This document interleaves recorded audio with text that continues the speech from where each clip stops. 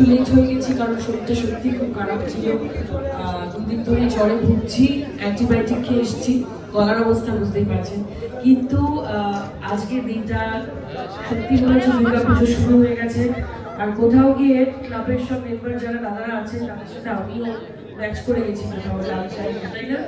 এটা কিন্তু জানতাম না, এমনি হয়ে গেছে। তার মানে বুঝতেই পারছেন এখন আপনাদের হ্যাঁ আছে। হ্যাঁ, আমি অবশ্যই তাপস চ্যাটার্জিকে ধন্যবাদ জানাতে চাই, আমার দাদা তাপসদা, আর অবশ্যই নজরুলের কথা বলতে চাই, আমার ভাই উৎসবের প্রত্যেকটা মেম্বারকে আমার তরফ থেকে অনেক অনেক অভিনন্দন। আর এই থিম সংটা তো আজকেই মনে হচ্ছে লঞ্চ করেছে, ভীষণ ভালো লেগেছে। আমার একটা পাওয়ার আছে যেটার নামই শক্তি, তাই তো?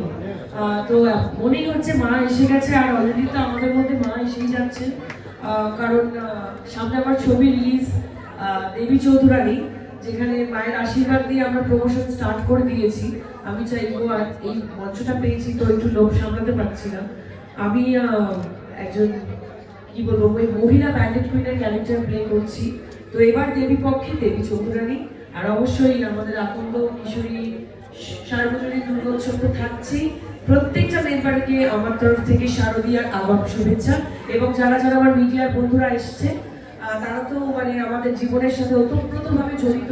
প্রত্যেকটা প্রমোশন ইভেন্টে আপনাদের সবার সাথে দেখা হয়, আপনারাও এখন আমাদের পরিবারের মতনই হয়ে গেছে। তো আপনাদের সবাইকে আগাম শুভেচ্ছা শারদীয়া। আগাম শারদীয়ার শুভেচ্ছা। এবং এই আকন্দ কিশোরীর আজকে থিম সং লঞ্চ ইভেন্টে আমরা প্রত্যেকে উপস্থিত হয়েছি। একটু আগে সকল সাংবাদিক বন্ধুদের সাথে এই কথাটাই হচ্ছিল যে একজন সঙ্গীত প্রেমী এবং সঙ্গীত শিল্পী হিসেবে পুজোর সময় গানের একটা আলাদা গুরুত্ব থাকে। এবং কিছু বছর ধরেই এই থিম সঙ্গের একটা আলাদা প্রবণতা সকলের মধ্যে শুরু হয়েছে। আমার মনে হয় কিছুদিন পরে এটাই একটা ধারা হবে, সঙ্গীতের আরো একটা ধারা, যেটা নাম হবে থিম সং। তো এটা খুব ভালো লাগার বিষয়। মজাদা মিউজিক করেছে, খুবই ভালো হয়েছে। আর তাদের সকলকে আমার শুভেচ্ছা রইল তাদের এই পুজোর জন্য।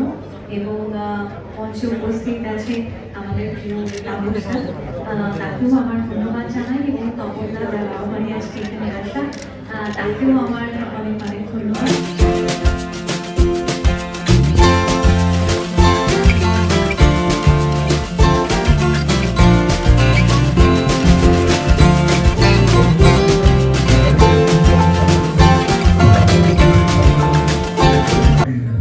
আমি ছোটবেলা থেকে খুব অন্যভাবে মানুষ হয়ে যেত, মানে প্রতি প্রোগ্রামে ঠাকুর দেখতে যেতাম।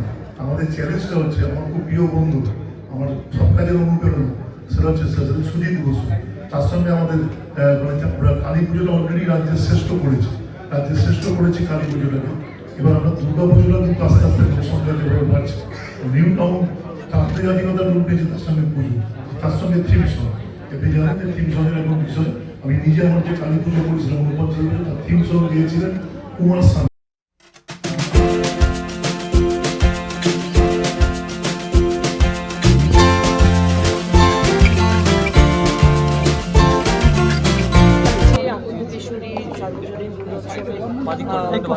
প্রত্যেকটা মেম্বারকেই আমি উইশেস জানাতে চাই। আর সব থেকে ভালো লাগছে এরকম গ্র্যান্ড ভাবে পুজোর সূচনা শুরু করেছে।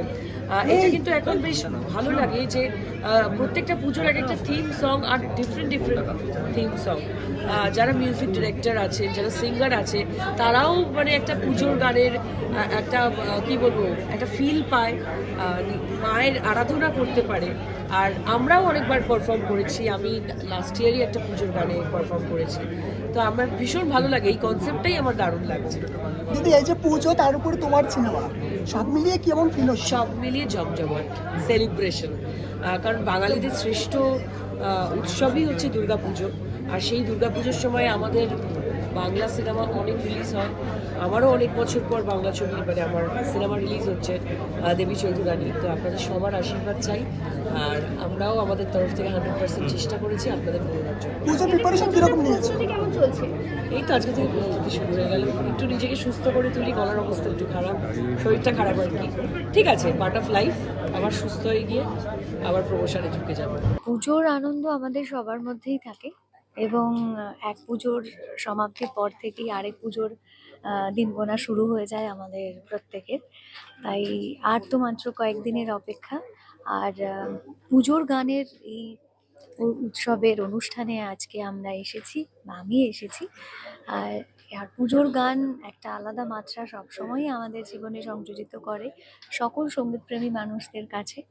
আর এটাও তার অন্যথা নয়।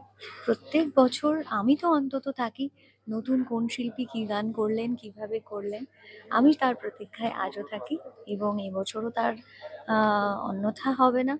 এবং এখন যেটা আরো বেশি করে আসছে সেটা হচ্ছে প্রত্যেকটা পুজো সংগঠন নিজেদের থিম সং গুলোকে রিপ্রেজেন্ট করবার জন্য এগিয়ে আসছে, যেটা আরো একটা সঙ্গীতের আরো একটা উইংস বলা চলে, যেটা ভালো লাগার। পুজো মানেই যে সবাই মিলে একসাথে একটা মেতে ওঠার আনন্দ, সেটা তো সবসময় বজায় থাকে এবং সেটা ভালো লাগারই বিষয়।